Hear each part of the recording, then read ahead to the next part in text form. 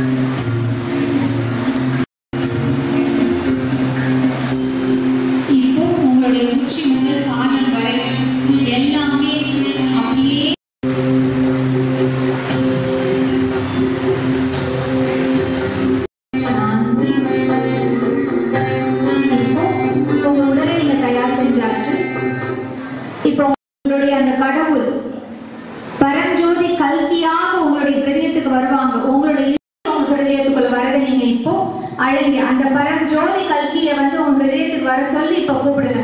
நீங்க பரஞ்சோதி கல்கியை கூப்பிடும் பொழுது உங்களுடைய இஷ்ட தெய்வம்